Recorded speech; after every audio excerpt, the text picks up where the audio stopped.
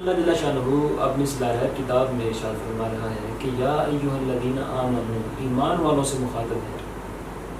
کہ اے ایمان والو، جب تم نماز کے لیے اٹھو تو دھو اپنے چہروں کو، ہاتھوں کو کونیوں سمیت، سروں کا مسح کرو اور پاؤں ٹخنوں سمیت دھو۔ تو موسامین، آج کا جو ہمارا موضوع ہے وہ آیہ مبارکہ سے ظاہر ہے، وہ ہے وضو۔ تو حضور والا اللہ جل شانہ کے پیارے نبی حضور خاتم النبیین سرور کائنات صلی اللہ علیہ وسلم نے ارشاد فرمایا ہے، احیاء العلوم میں یہ حدیث مبارکہ لکھی ہوئی ہے، بیان فرماتے ہیں کہ نماز جنت کی کنجی ہے، یعنی کہ اگر کوئی بندہ جنت کا دروازہ کھولنا چاہتا ہے، جنت کے دروازے کا تالا کھولنا چاہتا ہے، تو اس کے پاس ایک کنجی ہونی چاہیے جس کا نماز نام ہے۔ اگر نماز مکمل ہوئی انسان کی تو بندہ جنت میں جا سکے گی۔ لیکن نماز کی کاملیت کے لیے اللہ جل شانہ کے نبی نے فرمایا کہ جس طرح جنت کی کنجی نماز ہے، اس طرح نماز کی کنجی طہارت ہے، یعنی کہ پاکی ہے۔ اب طہارت کا جو لفظ ہے یہ غسل کو بھی شامل ہے اور اسی طرح وضو کو بھی شامل ہے، لیکن حضور والا انشاءاللہ ہم جو نیکسٹ ہم ویڈیوز بنائیں گے اس میں باقاعدہ آپ کو بتائیں گے کہ وضو کی شرعی حیثیت کیا ہے، وضو کس جگہ پہ کرنا فرض ہے، کہاں پہ واجب ہے، کہاں پہ مستحب ہے، اور اسی طرح وضو کا طریقہ کار کیا ہے، وضو کن چیزوں سے ٹوٹ جاتا ہے، مکروہات اور مفسدات اور آداب وضو کیا ہیں، یہ انشاءاللہ ہم الگ الگ ویڈیوز بنا کے آپ کے سامنے پیش کریں گے۔ لیکن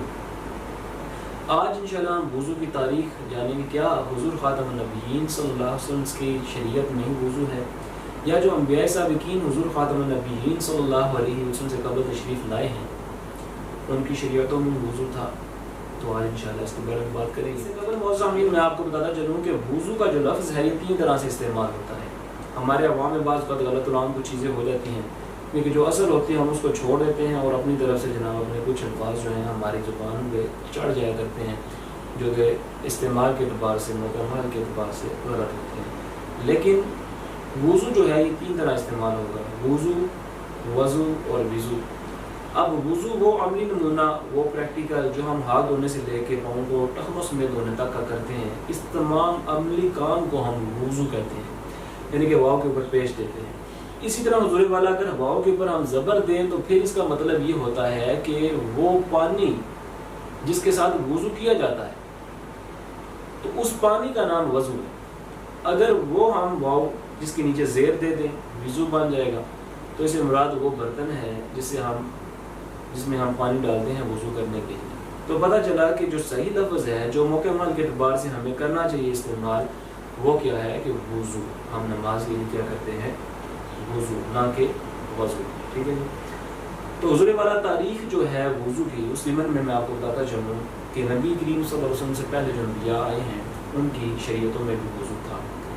جیسا کہ حضرت ابراہیم علیہ السلام کا واقعہ ہم دیتے ہیں۔ بخاری شریف کی حدیث مبارکہ ہے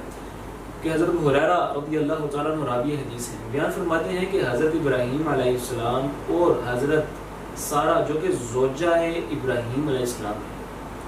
ایک دفعہ ایک علاقے سے گزر رہے تھے۔ یہ وہ علاقہ ہے جہاں کا جو ایک بادشاہ تھا نہایت ہی جابر قسم کا شخص تھا۔ اس کو پتہ چلا کہ حضرت ابراہیم علیہ السلام اپنی زوجہ کے ساتھ، یعنی کچھ شخص کو یہ نہیں تھا پتا کہ وہ ان کی زوجہ ہیں، اس کو یہ پتہ چلا کہ ایک نہایت ہی خوبصورت اور حسین عورت جو ہے وہ حضرت ابراہیم علیہ السلام کے ساتھ جا رہی ہے۔ اس نے اپنا ایک بندہ بھیجا اور یہ بات معلوم کرنے کے لیے کہ یہ کون ہے، اور ان کو ساتھ لے آنے کا کہا حضرت سارہ سلام اللہ علیہ وسلم۔ ہوا یوں کہ جب وہ شخص گیا ابراہیم علیہ السلام کی بارگاہ میں اور پوچھا کہ یہ عورت کون ہے، انہوں نے کہا کہ یہ میری بہن ہے، حالانکہ وہ تھی ان کی بیوی۔ انہوں نے کہا کہ یہ میری بہن ہے، اور اس کے بعد اس شخص نے کہا کہ یہ میں فلاں شخص کی طرف سے آیا ہوں، وقت کا بادشاہ ہے، مجھے اس نے کہا ہے کہ ان کو لے کے آئے۔ حضرت ابراہیم علیہ السلام نے حضرت سارہ سے کہا کہ آج اس دنیا میں میرے اور آپ کے سوا کوئی بندہ مومن موجود نہیں،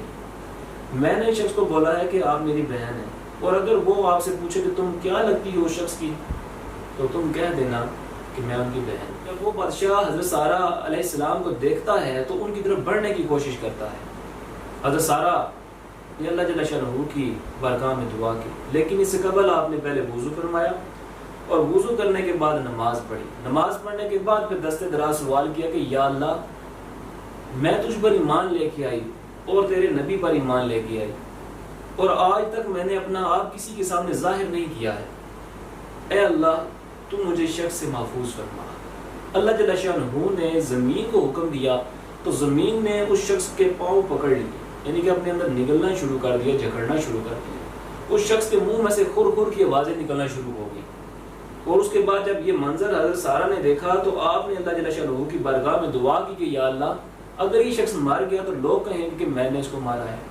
تو اللہ جل شانہ نے زمین کو حکم دیا تو زمین نے اس کو چھوڑ دیا، لیکن وہ اپنی حرکت سے باز نہ آیا، دوبارہ پھر حضرت سارہ سلام اللہ علیہا کی طرف بڑھنا شروع کر دیا شخص۔ تو پھر حضرت سارہ سلام اللہ علیہا نے دوبارہ وضو کیا اور نماز پڑھی اور اللہ جل شانہ کی بارگاہ میں دعا کی، تو پھر سے زمین نے اس کو پکڑنا شروع کر دیا۔ اور جب یہ منظر دوبارہ حضرت سارہ نے دیکھا تو پھر آپ نے اللہ جل شانہ کی بارگاہ میں سوال کیا، دعا کی کہ یا اللہ اگر یہ شخص مر گیا تو لوگ کہیں گے میں نے اس کو قتل کر دیا ہے۔ تو اللہ تعالیٰ نے پھر زمین کو حکم دیا اور اس نے چھوڑ دیا۔ 3 سے 4 مرتبہ ایسا عمل ہوا تو پھر اس خود بادشاہ نے کہا کہ یہ کون سی جنی تم میرے پاس لے آئے، جاؤ اس کو ابراہیم علیہ السلام کو واپس کر دو جا کے۔ اور پھر حضرت سارہ سلام اللہ علیہا کی خدمت میں ایک باندی جن کا نام حضرت ہاجرہ سلام اللہ علیہا ہے، ان کو پیش کر دیا۔ تو پھر اس کے بعد جب حضرت سارہ ابراہیم علیہ السلام کی بارگاہ میں حاضر ہوتی ہے تو پھر کہتے ہیں کہ آپ نے دیکھا نہیں کہ اللہ جل شانہ نے کیسے اس شخص کا مکر جو ہے وہ اس کا جو فریب ہے اس کو زائل کیا۔ اس قصہ، اس واقعہ، اس حدیث مبارکہ سے پتہ چلتا ہے کہ حضرت ابراہیم علیہ السلام کی شریعت میں بھی نماز کے لیے وضو تھا اور وضو اس دور میں موجود تھا، جیسا کہ حضرت سارہ سلام اللہ علیہا نے وضو کیا۔ موسیٰ بنی اسرائیل کا شخص تھا، بخاری کے حدیث مبارکہ ہے یہ۔ حضرت ابو ہریرہ رضی اللہ تعالیٰ عنہ راوی حدیث ہے، بیان فرماتے ہیں کہ ایک شخص جریج نامی اپنی عبادت گاہ میں، معبد خانے میں عبادت کیا کرتا تھا۔ ہوا یوں کہ ایک دن وہ نماز پڑھ رہا تھا کہ نماز پڑھنے کے وقت میں اس کی والدہ آئیں اور انہوں نے جریج کو، اس کا نام جریج تھا، جریج کو آواز دی۔ اب جریج سوچنے لگ پڑا کہ میں نماز ختم کروں یا پھر نماز کو توڑ کے اپنی والدہ کے سوال کا، بلانے کا جواب دوں۔ اسی کاش مکاش میں سوچ فکر میں اس کی والدہ واپس چلی گئی ہے، اس شخص نے نماز مکمل کی، نماز توڑی نہیں۔ پھر اس کے بعد دوسرے دن جب اس کی والدہ آئیں اور انہوں نے دوبارہ پھر دیکھا وہ نماز ہے، وہ پڑھ رہا، لیکن انہوں نے آواز دی اور آواز دے کر پھر کہا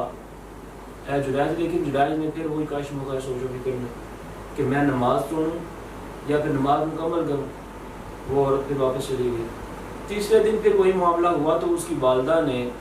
اللہ جل شانہ کی بارگاہ میں دعا کی کہ یا اللہ اس وقت تک اس شخص کو، جریج کو موت نہ دینا جب تک کسی فاحشہ عورت کے سامنے یہ کرنا ہے۔ خیر ہوا یوں کہ ایک وقت گزرا اور ایک فاحشہ عورت نے یہ بات ٹھان لی کہ آج میں نے جریج کو گمراہ کرنا ہے، اس کے ساتھ بدکاری کرنی ہے۔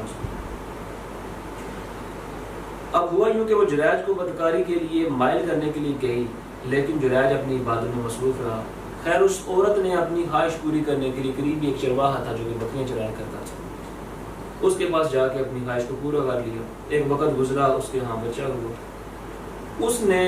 جریج کو بدنام کرنے کے لیے لوگوں میں یہ بات مشہور کر دی کہ یہ بچہ جریج کا ہے، حالانکہ وہ جریج کا بچہ نہیں تھا۔ اب لوگ آئے، لاٹھیاں اٹھائے اور اس کے معبد خانے کو توڑنا شروع کر دیا، یہ شخص اس طرح کا ہے، اور اس کو شخص کو مارنا شروع کر دیا۔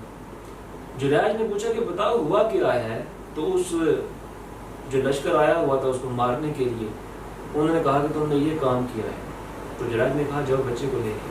وہ بچے کو لے کے آئے۔ جریج نے پہلے وضو کیا، وضو کرنے کے بعد پھر بچے کے پیٹ میں انگلی مار کے کہا بتا تو کس کا بیٹا ہے؟ اس بچے نے بول کر کہا کہ میں اس چرواہے کا بیٹا ہوں۔ تو موسیٰ میں اس قصہ سے یہ بھی پتہ چلا ہمیں کہ وضو جو ہے بنی اسرائیل میں موجود تھا، یعنی کہ انبیاء سابقین میں موجود تھا۔ تو موسیٰ میں اسی طرح حضور خاتم النبیین صلی اللہ علیہ وسلم کی بیان قرآن کے حدیث میں ہے، وضو فرمایا آپ صلی اللہ علیہ وسلم۔ آپ صلی اللہ علیہ وسلم جب وضو فرما چکے تو پھر فرمایا کہ یہ میرا وضو ہے اور یہی انبیاء سابقین کا وضو ہے۔ تو پتہ چلا کہ خود حضور سرور کائنات صلی اللہ علیہ وسلم نے یہ ارشاد فرما دیا کہ وضو یہ میرا بھی ہے اور مجھ سے پہلے انبیاء جو تھے وہ بھی وضو کیا کرتے تھے۔ تو پہلے انبیاء کی شریعتوں میں وضو موجود تھا۔ اب یہ جو آیت مبارکہ میں نے آپ کے سامنے تلاوت کرنے کا شرف حاصل کیا تھا، یا ایھا الذین آمنوا سے لے کے کہ اے ایمان والو جب تم نماز کے لیے اٹھو، تو اللہ جل شانہ نے پھر آگے 4 جو فرض ہیں وضو کے وہ ذکر کیے۔ بیان قرآن میں یہ بات لکھی ہوئی ہے کہ 5 یا 6 ہجری کو سورہ مائدہ کی آیت مبارکہ اللہ جل شانہ نے حضور خاتم النبیین صلی اللہ علیہ وسلم پر نازل فرمائی۔ اب اس کے نزول سے قبل حضور خاتم النبیین صلی اللہ علیہ وسلم نماز پڑھتے تھے، لیکن وضو کر کے نماز پڑھتے تھے، بیان قرآن کی بات لکھی ہوئی۔ تو پتہ چلا کہ اس آیت کے نازل ہونے سے پہلے بھی وضو تھا، لیکن باقاعدہ جو وضو ہے وہ کب نازل ہوا، وضو احکامات جو ہیں، یا پھر یہ کہا جائے تو طہارت جو ہے وہ کب طہارت کے ضمن میں اللہ جل شانہ نے غسل اور اسی طرح وضو اور تیمم کے احکام نازل فرمائے۔ یہ وہ موقع ہے، موسمین بخاری شریف کے حدیث مبارکہ ہے، حضرت عائشہ صدیقہ رضی اللہ تعالیٰ عنہا راویہ ہیں، بیان فرماتی ہیں کہ میں اور حضرت ابوبکر صدیق جو کہ والد محترم ہیں حضرت عائشہ صدیقہ رضی اللہ تعالیٰ عنہ کی، اور حضور خاتم النبیین صلی اللہ علیہ وسلم اور دیگر صحابہ کرام جا رہے تھے کہ رستے میں اچانک حضرت عائشہ صدیقہ رضی اللہ تعالیٰ عنہ کا ہار مبارک ٹوٹ کر نیچے گر گیا اور گم گیا۔ صحابہ کرام کو روکا گیا کہ ہار کو ڈھونڈا جائے، اور حضور خاتم النبیین سرور کائنات صلی اللہ علیہ وسلم کے لیے ایک خیمہ لگایا گیا۔ حضرت عائشہ صدیقہ رضی اللہ تعالیٰ عنہ اور حضور خاتم النبیین صلی اللہ علیہ وآلہ وسلم آپ دونوں تشریف لے کے جاتے ہیں اس خیمے میں۔ حضرت عائشہ صدیقہ رضی اللہ تعالیٰ عنہ زوج رسول ہے صلی اللہ علیہ وسلم، تو حضور خاتم النبیین صلی اللہ علیہ وسلم نے اپنا سر اقدس حضرت عائشہ صدیقہ رضی اللہ تعالیٰ عنہ دیوان مبارک پر رکھا اور استراحت یعنی کہ آرام فرمانا شروع کیا۔ باقی صحابہ کرام ہار ڈھونڈنے میں مصروف تھے، ہار ڈھونڈنے میں اس قدر مصروف تھے کہ نماز کا وقت قریب آ گیا۔ اب ان کے پاس نہ اتنا پانی تھا کہ اسے وضو کر سکیں، اور نہ ہی وہ پانی کے قریب تھے کہ وہ پانی لا کر وضو کر سکیں۔ خیر انہوں نے شکایت کے طور پہ حضرت ابوبکر صدیق رضی اللہ تعالیٰ عنہ جو کہ والد ہیں حضرت عائشہ صدیقہ رضی اللہ تعالیٰ عنہ کے، ان کی بارگاہ میں عرض کی کہ آپ دیکھ لیں گے کہ عائشہ صدیقہ رضی اللہ تعالیٰ عنہ کیا کر رہے ہیں۔ حضور خاتم النبیین صلی اللہ علیہ وسلم کو بھی روک رکھا ہے، اور ہمارے پاس پانی بھی نہیں کہ ہم وضو کر سکیں، نماز کا وقت بھی قریب ہے اور نہ ہم پانی کے قریب ہیں کہ پانی لا کے وضو کر سکیں۔ جیسے ایک والد اپنی بیٹی کو ڈانٹتا ہے، اسی طرح حضرت ابوبکر صدیق رضی اللہ تعالیٰ عنہ نے حضرت عائشہ صدیقہ رضی اللہ تعالیٰ عنہ کو ڈانٹا کہ آپ دیکھ نہیں رہی کہ آپ نے حضور خاتم النبیین صلی اللہ علیہ وسلم کو روک رکھا ہے، اور پانی بھی صحابہ کے پاس نہیں کہ وہ وضو کر سکیں، نہ وہ پانی کے قریب ہے کہ لا کر وضو کر سکیں۔ تو حضور خاتم النبیین صلی اللہ علیہ وسلم کے کچھ ارشاد فرمانے سے پہلے ہی اللہ جل شانہ نے سورہ مائدہ میں باقاعدہ جو وضو کے اور غسل کے اور تیمم کے احکام ہیں وہ نازل فرما دیے۔ تو پھر حضرت سعید بن حضیر رضی اللہ تعالی عنہ بیان فرماتے ہیں کہ یہ کوئی پہلی نعمت نہیں ہے جو ہمیں آل رسول صلی اللہ علیہ وسلم کی وجہ سے ملی ہو، بہت ساری نعمتیں اللہ تعالیٰ نے ان کے عطا فرمائی ہیں۔ اور پھر جب اس اونٹ کو اٹھایا گیا تو اس کے نیچے سے وہ ہار ملے۔ تو موسمین اس حدیث مبارکہ سے ہمیں شریعت محمدی میں باقاعدہ جو وضو کے احکام ہوتے ہیں نازل ہوئے ہیں، جو تاریخی اعتبار سے ہم شریعت محمدی میں دیکھا جائے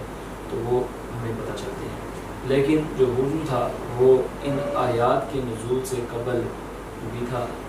اور نبی کریم صلی اللہ علیہ وسلم کے جو پہلے انبیاء علیہ السلام تشریف لائے ہیں ان کی شریعتوں میں بھی وضو موجود ہے۔ نماز کے ہمارا موضوع ہوگا وہ انشاءاللہ وضو کی شرعی حیثیت کے حوالے سے ہوگا، اور وضو کی جو فضیلت ہے وہ ہم نے تجوید نصلا جو کہ ہمارا یوٹیوب پہ چینل ہے اس پہ اپلوڈ کی ہوئی ہے، وہ بھی سنیے، وضو کی فضیلت جانیے کیا ہے، اور اللہ تعالیٰ سے دعا ہے کہ اللہ تعالیٰ ہمیں جو وضو کرنے کا اور باقی احکام شریعہ کے اوپر عمل کرنے کا حق ہے، جس طرح اللہ تعالیٰ چاہتا ہے ویسا حق ادا کر کے ہمیں دنیا اور آخرت میں سرور فرمائے۔ آمین وما علینا الا البلاغ۔